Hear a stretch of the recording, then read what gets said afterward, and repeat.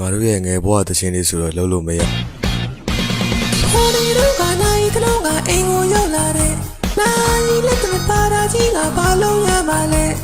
ဘာလဲဒီအောင်ပတ်ချီတော့မှငါကောင်းကောင်းနားလဲပန်းတစ်ဆယ်ပုံစံမျိုးဆောင်ထိုင်ငါပြောတာတကယ်ကိုမိုက်ပါတဲ့ညံကိုမီးတော်မကောင်းကောင်းကောင်းလဲသိဆုံးတဲ့